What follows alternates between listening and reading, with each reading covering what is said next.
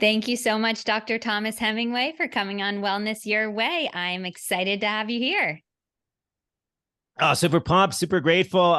So happy to spend this time with you and your listeners. Thanks for having me, Megan. Appreciate it. Of course, it's going to be a fun conversation. I know that already. And I've read your formal bio to the audience, but I'd love to hear in your words who you are and how you ended up here. Sure. Yeah. Well, as we were chatting about, I'm just a curious guy. Frankly, as a kid, I was probably annoying because I was always asking the questions. Like I had multiple questions for everything. I like to learn. I just love to learn new things. And that sort of zest for knowledge and just inquisitive nature that I've always had kind of got me down the road to becoming a physician. I was 20 plus years in hospitals and clinics. My specialty is emergency care. I'm a board certified ER doctor, probably because I was affected by that show. Back in the day, I used to watch, sort of the OG ER with George Clooney and all the folks. And that was kind of a fun Thursday night thing that me and my friends used to get together and watch. And actually, several of them became doctors. I was the only one that became an ER doc. One of them was a primary care doc, later another an OBGYN. And it was kind of our thing. And I don't know, I've been sort of the MacGyver, if anybody knows that show, the MacGyver of everything, not just of, health and wellness and what's going on in the ER, but I just like to fix stuff. And nowadays, oh my gosh, like having YouTube, my wife kind of gets on my case because I'm like looking up how to fix our car every time something goes wrong. I'm like, well, why should I pay a guy a few hundred or $1,000 when I can figure this stuff out? I can fix a human, I can fix a car, whatever. But what's really interesting, Megan, what really took a turn, and I would say my trajectory was about a decade ago. And it was as I just entered my 40s, I was, I was feeling like I might be slowing down a little bit. Maybe I didn't have the same energy that I always had. I didn't have the same zest. And, I was still doing everything that I wanted to do. It wasn't really slowing me down, but I just didn't feel as great. And what I saw also concomitantly kind of in the workplace, I was working in the ER at that time, and I was seeing guys and gals, both, lots of women as well, having conditions that I really didn't think they should be having in ages younger than I. So I was in my 40s and I was seeing folks in their 30s, also 40s, having heart attacks, having strokes, having major complications with type 2 diabetes, losing their fingers, toes, having kidney failure, all these things that I'm like, this doesn't have to be. Like, you're 30 years old, you're 40 years old, maybe early 50s. This kind of stuff shouldn't be happening to you. Like, what is going on? Something is not right? Is it in the water? Is it, it's in the food, it's in the diet and all those other things. But I just thought to myself, I love what I do, helping people in a time of need in the ER when I can do that thing that might really help them. You fall, you dislocate your shoulder, I'm your guy. You got a shark bite, I'm your guy, like whatever, I can do that. But what I really wanted to do is prevent people from having these conditions that could not only affect their day-to-day life, but also take their lives prematurely. Like right now, sadly, even though we're 2023, that number one cause of death still is heart disease, still in the US and basically every developed country throughout the world. And 90+% of it, most of it, the overwhelming majority, is actually completely preventable.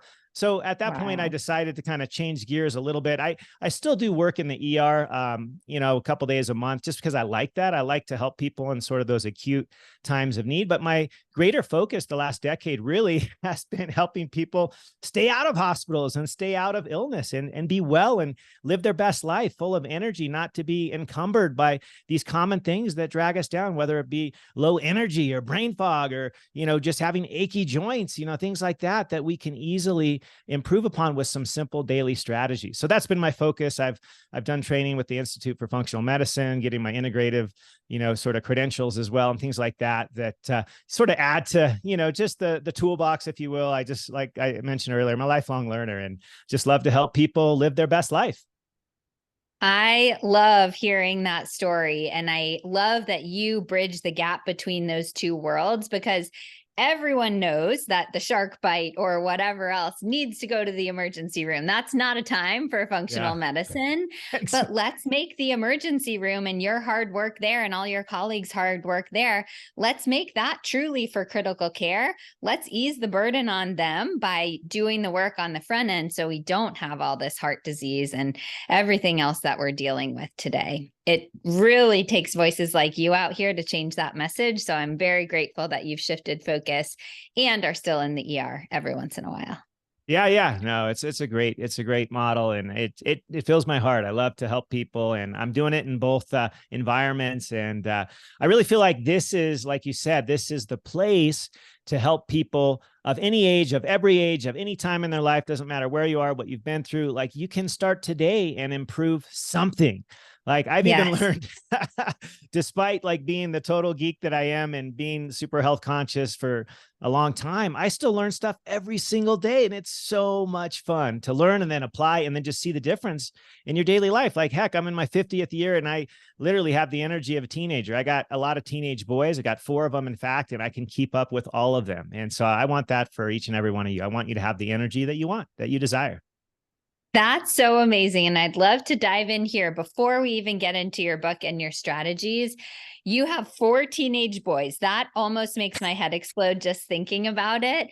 And you have this vibrance for life. You have this excitement. Part of it comes from being a lifelong learner. Part of it comes from taking care of yourself the way that you do.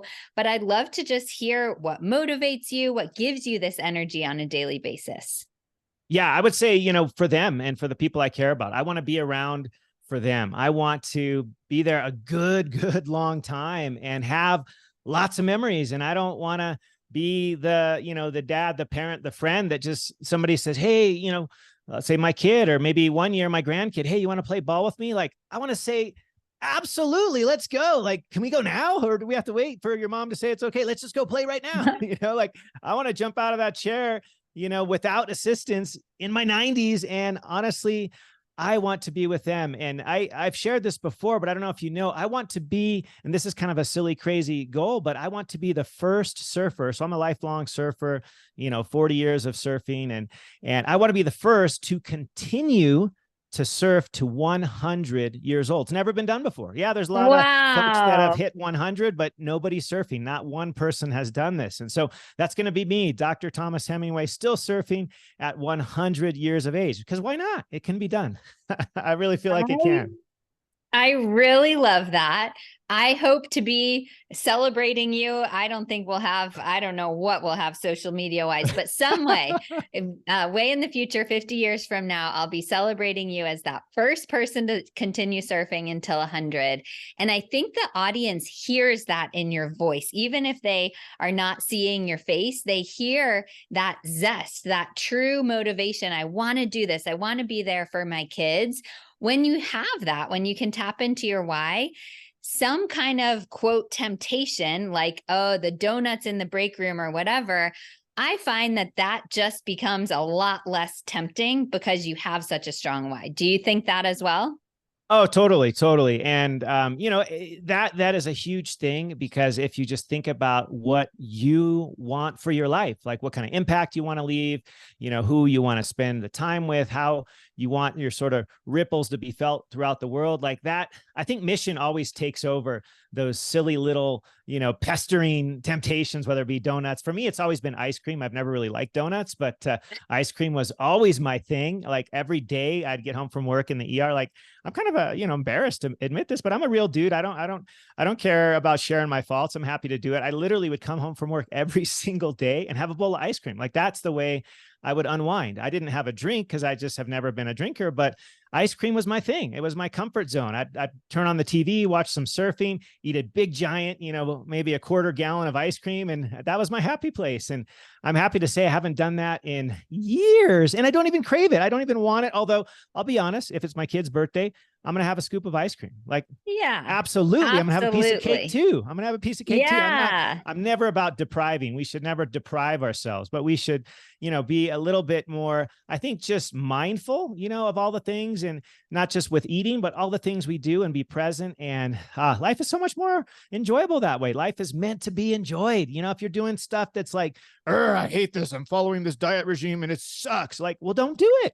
It can be Yes. done in a way that's fun, that's enjoyable, that gives back to you. I think I've heard you say that in podcasts. Love the food that loves you back. Like, it's all Yes. good. I absolutely agree. And I am also thinking people might not, probably are not ER physicians, but they might be thinking, oh, I got through a super long day. It was taxing. People were yelling at me, all this stuff. And I relate to what Dr. Hemingway said. I just want to go on the couch and eat my quarter gallon of ice cream. And they say, well, he did it. He got over it.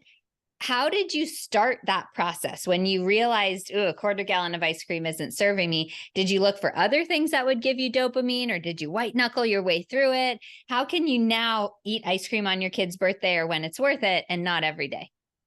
Yeah, so all of the above. I did all of the above, and I think you actually shared, I believe it was just last week, a podcast on exactly that, on cravings and sort of all the physiologic mechanisms and little tools. I love how you give tools. And for me, one of the things, I'll have to say it because it was the most impactful for me, was I started paying careful attention to my gut health, because what I Right. realized is there's this connection between the gut and the brain. It's like a super highway of information. You've heard of that saying, what happens in Vegas stays in Vegas. Well, you got this nerve in your body called the vagus, VAGUS, that connects your brain to your gut. And what happens down there in the gut does not stay down there in the gut, and it goes everywhere, including the signals that come from the literally trillions of bacteria that are down there. They tell you what to eat. So this is the cool part. It's not you. It's not you being weak. It's not you lacking willpower. It's them. And as you learn to optimize them, they will help you. So it's not lack of willpower. It's not you being weak. None of that stuff. There's no moral content to any of this. It's amoral completely. It's your gut bacteria, and they can be your biggest friends and partners, or they can be your foes. And I just learned a lot of ways to optimize them. And I honestly never even crave ice cream ever. I just don't. I still like the taste, just don't crave it. Amazing. I really love this. And one of the chapters in your book is called Preventative or Preventable: 5 Powerful Practices to Avoid Disease and Build Unshakable Health. I love that title, Preventable, in all caps with an exclamation point. One of the chapters is called Change Your Gut, Change Your Life. So just what you're saying here, it's not your fault. It's the fault, in quotes, of the gut bacteria. And when we support them and change the composition of them, we can change our lives. So of course we want people to read the book. That's where they will get most of the strategies. But give us just a couple of strategies to change our gut and change our life right here. Yeah, sure. So I'll just give you the mnemonic, because I'm a nerdy medical student at heart. I always use mnemonics. I made up dozens and dozens of them. My kids actually make fun of me because I still remember some of them. I mean, the other day I was showing my kid how to do like algebraic function, and I did that like 40 years ago in school. And he's like, how the heck do you remember that? I'm like, hey, you got to remember the mnemonics. So I got Wow. one for you here. It's MSGs. So we all hate MSG anymore. So F the MSGs. And then there's a plural, so a second S at the end. And it has all the tools right there for you. And we can't get, in deep into the weeds on all these things, but the F is for food, right? It's the food. Food is paramount. Food is either the best medicine ever, or it's a slow poison. And guess what? You get to make that choice multiple times a day. You are in charge. You get to make that decision. And it's super fun. I love food.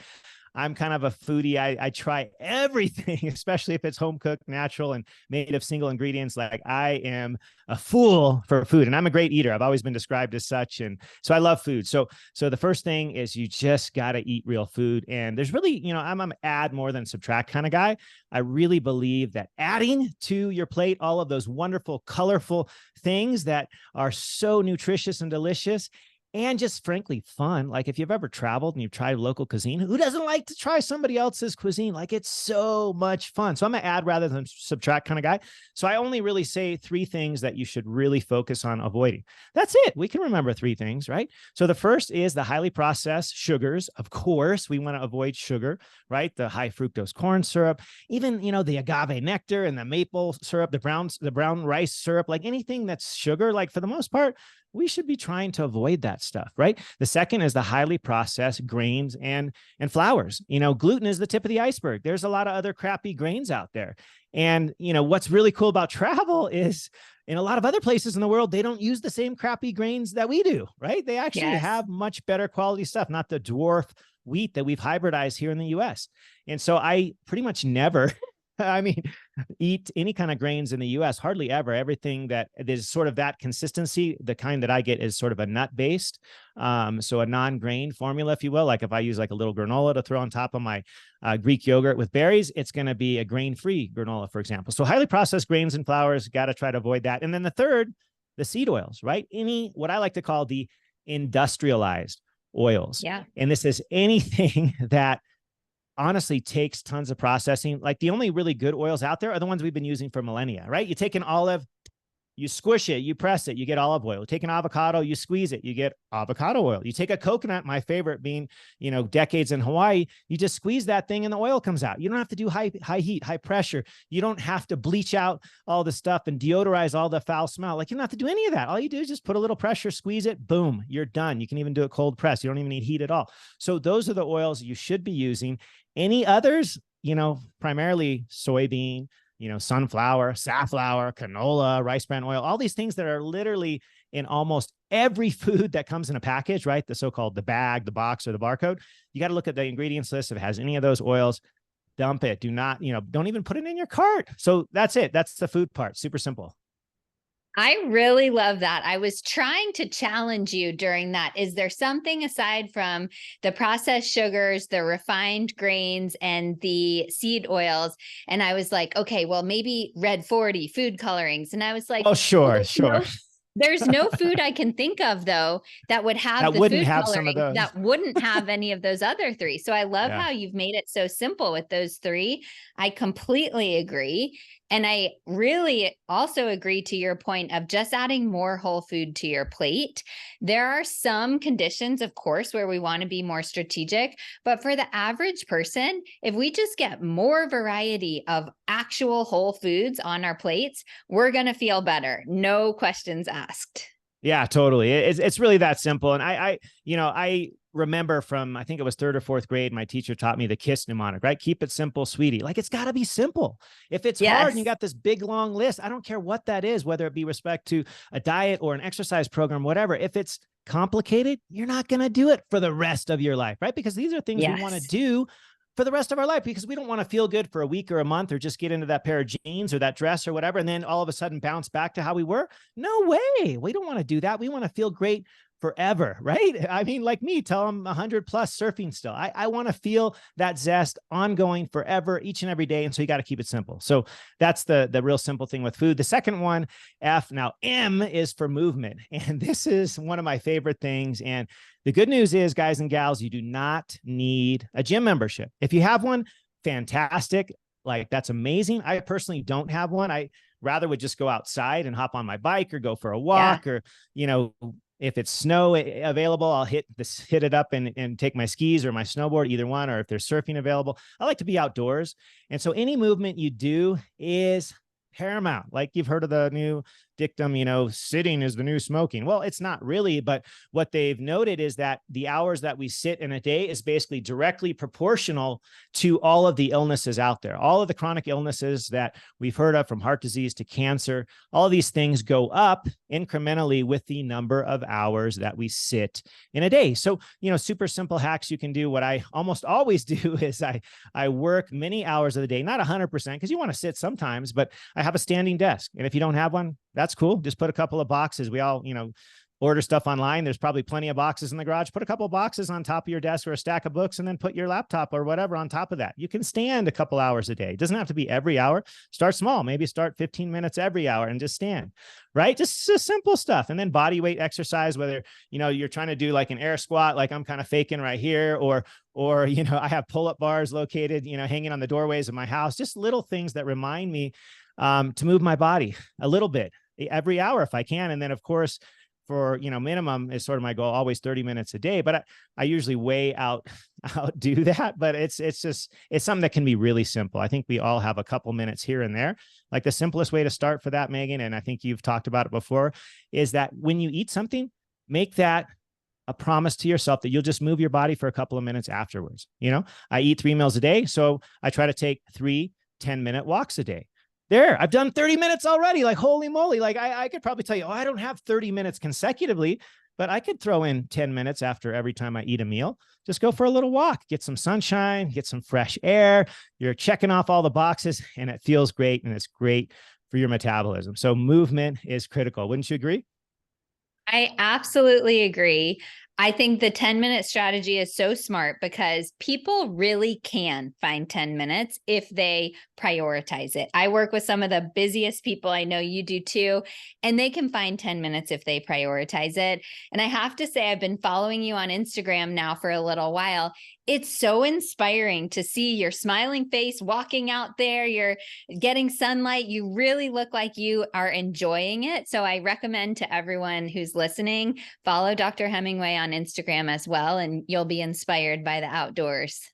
Yeah, no, you're absolutely right. I tend to record my reels walking. I just love to walk anyway. And I think for the viewer, it's more interesting to see the scenery than just the wall behind me or what have you. And I enjoy it. I frankly do enjoy it. And it can be that simple. Walking, as actually, at least they say Hippocrates said it, but walking is man's best medicine. And that was, 2000 plus years ago, he made that comment. So, and it still holds true today. So after food, after movement, FMS, the first S is, in my mind, sleep, because for me, it was the most underrated, underutilized tool ever growing up in sort of the Western medicine, conundrum. I was basically told that sleep was optional. Every hour you slept in a day, you were missing either seeing something, doing something, learning something. Like, why would you ever want to sleep? That's foolish. You should be up as much as possible. You should learn everything possible, and sleep is a waste of time. That's literally, not exactly, but more or less the message I got in medical school.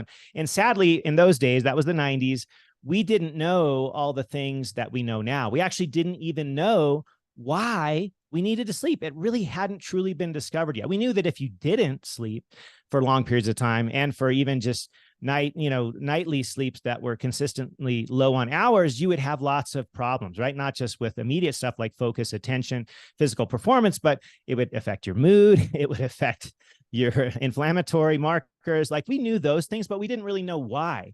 And now we know why. I think it was 2012, Jeffrey Iliff and Dr. Nattergaard out of the University of Rochester discovered this whole system in the brain called the glymphatic system. It's like the lymphatic system of the body, but it's analogous and it's located in the brain. And what it's responsible for basically is flushing out all the toxins that build up during the day, because they build up. Trust me, they build up. And if you don't take out the trash, if you will, you don't flush these things out, guess what? You are at risk, not only for chronic inflammation and immediate problems like depressive symptoms, anxiety, all these kinds of immediate effects, but you're also at risk for long-term comorbidities, things like the neurodegenerative diseases. You've heard of, the tau protein, you've heard of the tangles and such that happen in the brains of folks with dementia, like Alzheimer's or Parkinson's, right? The amyloid, the beta amyloid, the tau, these things build up during the day. And guess what can happen while you sleep? You have the little process of autophagy in there. The glymphatic system does its flush. It takes out the trash. It's a beautiful thing. But if you are not sleeping, effectively, this is not happening. You're not able to remove these toxins. It really only happens during sleep. And this was elucidated, like I mentioned, 2012 at the University of Rochester. And for me, that was like eye-opening, because I now had a reason, like, oh my goodness, I should really prioritize my sleep. I really need to do that, because I didn't do it for decades and decades. And those that know me, like, have been around me for years, like my wife, she'll tell me, man, you were kind of grumpy back in those days. You weren't so excited and animated and happy. You were like kind of a grouch. Like, now I get it. You weren't sleeping much. So My yeah. own story echoes that for sure. I was arguing to myself, well, I'm surviving. I don't really Yeah. have the brain fog. Like, I'm actually performing fine at my job. I'm doing okay. But you're exactly right. I was a grouch for sure to everyone around me. And once I started seeing the real science, it was much easier for me to change. I am someone who, unless I understand it, I'm like, oh, yeah, that's a nice concept for other people. But now I understand. And I think we're actually just still on the tip of the iceberg of Yeah. all the potential mechanisms of sleep and what's actually happening. But at least latching onto the glymphatic system and that clearage and reducing the inflammation and all the things we're learning, I think that's powerful. So thank you for sharing that. Yeah, no, it's my new superpower. Like I used to have the mantra of one of my favorite rock bands of the 80s, The Cure, sleep when you're dead. They had a song entitled that. That's what I would literally tell people. Oh, I'll just sleep when I'm Yeah. dead. Like, well, hey, that doesn't work. It doesn't work quite that Yeah, way. And that's you right. can't postpone it. I mean, you'll have a crappy life. Why would you want to live a long time if you feel crappy and you're in a bad mood and you're just not thriving? Surviving, you said That's right. exactly that. I was doing the same. I was surviving, but I wasn't thriving. And Yep. optimizing and making sleep that priority that it really should be, it was a game changer. So I talk all about that in the book. There's strategies, lots of fun stuff. So the next thing, FMSG. So this we already like slightly touched upon the gut health piece. And Yeah. it's probably the biggest one because there's literally nowadays there's so much new knowledge that's coming out with respect to the gut and the interactions that occur. Like I mentioned earlier, the gut brain axis, super fun stuff. And so if you only read anything in the book, read those couple of chapters because it's so interesting. And what's cool about gut health is basically all of these other things, the prioritizing sleep, getting your diet to really be one of real whole foods, for example, moving your body, all of these things directly impact the health of your gut. Like who knew that those bacteria down there living in the dark, they actually have a circadian rhythm, just like we do. And it is just as important for them to be exposed appropriately to a diurnal rhythm, right? You're up and at it during the day when the sun's out, and when the sun goes down at night, you're kind of on the cool down and you're trying to get your, 7 or 8 hours of sleep. Like those gut bacteria respond to sleep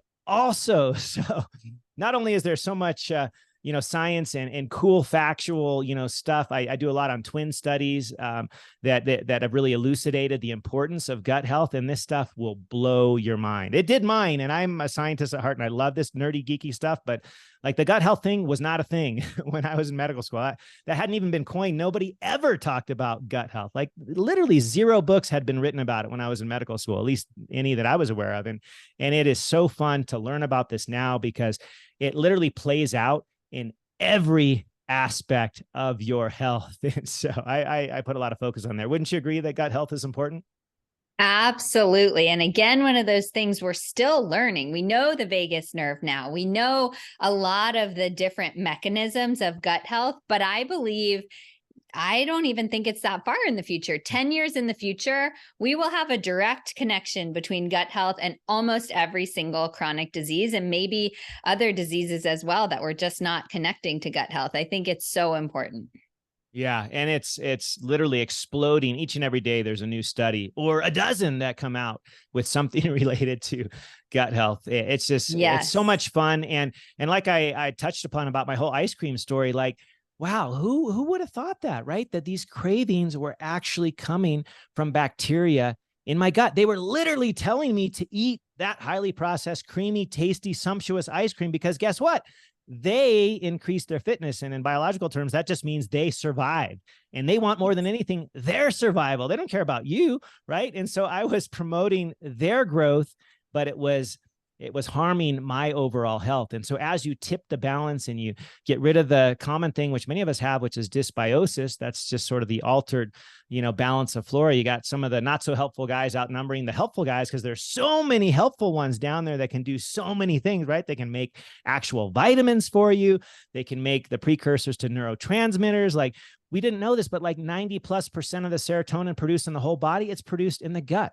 Also dopamine, also, these things are so critical and important, even melatonin as well. All of these things that we need for survival, that we thrive if we have appropriate amounts, tend to be produced or magnified there in the gut. So it's super cool stuff, super fun to learn about, and it does make a huge impact in your daily life. For me, I literally don't crave any kind of junk food anymore because I changed my gut. So the next one is another S for stress, because stress, OMG, right? The last, I don't know, 3-4 years or so since the pandemic, we've all been under tremendous stress, and it affects every aspect of our body. And we can't like predict when it's going to come. I mean, we just know it will come, and it could be something major. It could be a life-altering diagnosis. It could be a death of a family member, friend, or pet. It could be a change in work, a relationship change. Like these kind of things happen on average in some major way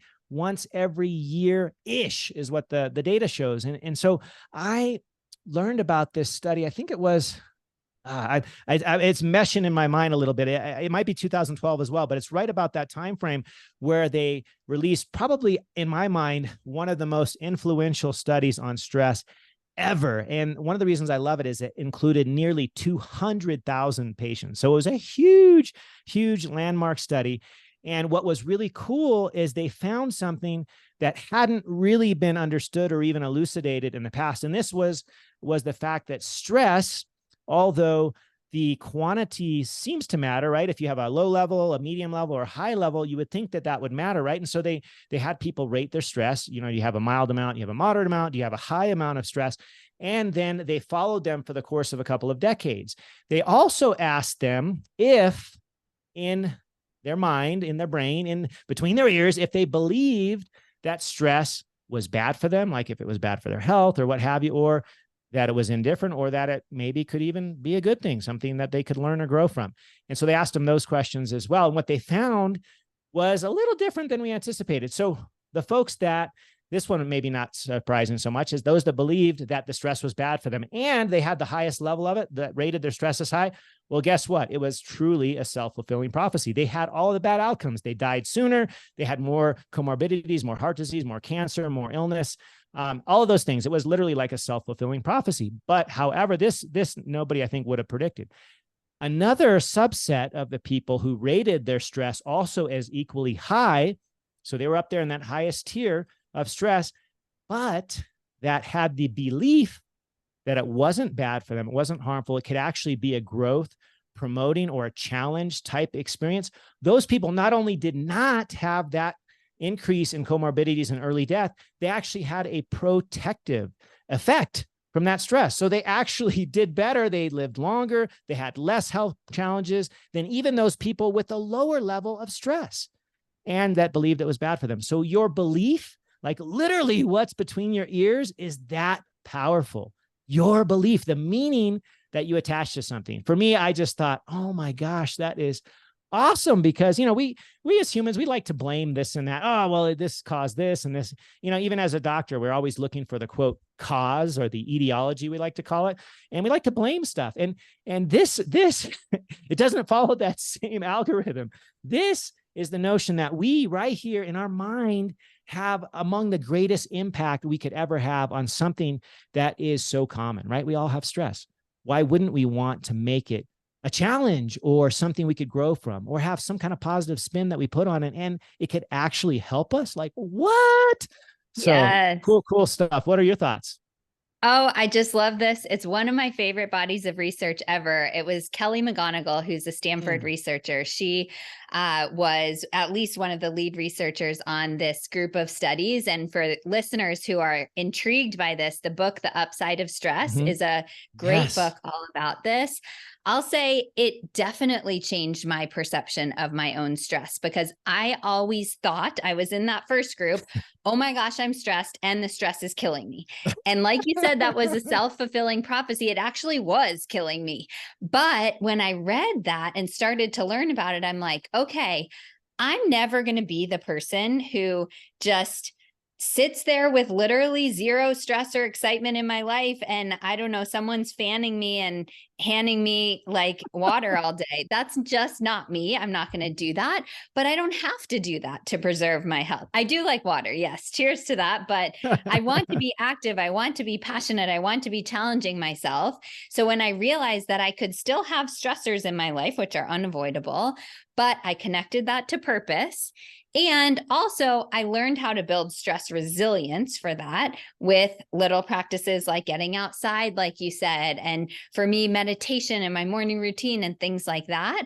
When I realized I could combine those stress, purpose, and little bits of stress resilience during the day, and I could still be healthy, I was like, yes, I'm sold. This is great. Yeah, no, so important because we're going to be impacted by stress. That's pretty much a guarantee.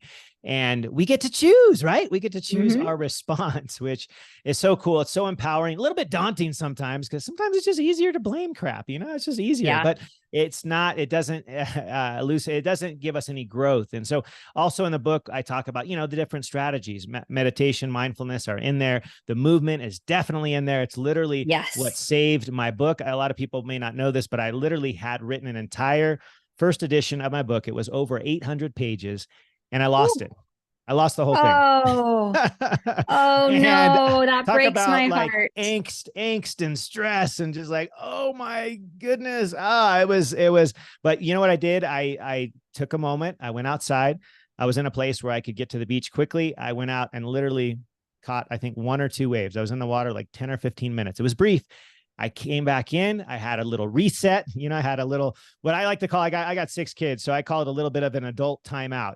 Daddy needs a timeout too. I need to take a lap around the house, get a couple of deep breaths, before I, blow up and start, getting super excited and animated. I just go for a quick walk, get outside. And that literally changed the course. I decided, you know what? I wrote this thing once. It's all up here and it's in my heart and I'm going to do it again. And I did. And the book is out there. And so all the tools are so important and they don't have to be hard. Like what Megan shared. I mean, the meditation piece, you don't need anything. You don't need anything. You literally can learn a breathing technique or 2 or just one. If one is working, just stick with that one. If you can do that a couple of minutes a day, like it doesn't have to be hours. My biggest hang up was like, I don't have time for that, right? Just like the movement piece we talked about. Like everybody's got a couple of minutes. Like we all go to the bathroom, right? Well, just shut the door for a couple of minutes, close your eyes, put your hand over your heart, do some, whatever the breathing that helps you.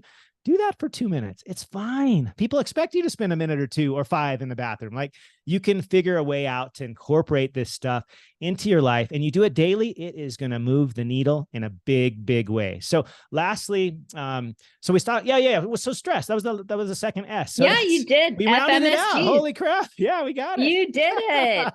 And I will say that was an excellent summary. I've had a chance to skim through your book. It is on my fully read list, but for now I've skimmed it. You have just touched on a small fraction of the amazing tips that are in your book. And for listeners out there who are worried, the new version is not 800 pages. So you get a bonus there, but it's full of tons of information. It's an excellent resource. I highly recommend it. And we'll put the link in the show notes and tell people how to find it. But I think I would be remiss if I didn't just ask you a little bit about your lifestyle with 6 kids and how you balance all of this health stuff with your very full family. Are there any strategies that you think listeners would benefit around the family and you balancing for yourself? Yeah. So I would say the easiest way to really incorporate all these things is to, if it's me, I got my immediate sort of social net circle group right here with me. There's 8 of us, my wife and I, and our 6 kids. Like this is the one thing I didn't share yet, but it's my favorite vitamin to date is what I call vitamin C. And that is vitamin C for connection. And it's the thing I really feel like is the biggest needle mover, hands down. Like food's important, movement's important, stress, optimization, sleep, all those things are really important, but actually the connection, I really believe it trumps everything. And if you look at the work that's been done in the blue zones around the world, the longest lived, healthiest people, the one thing that they share, like hands down, is the connection piece.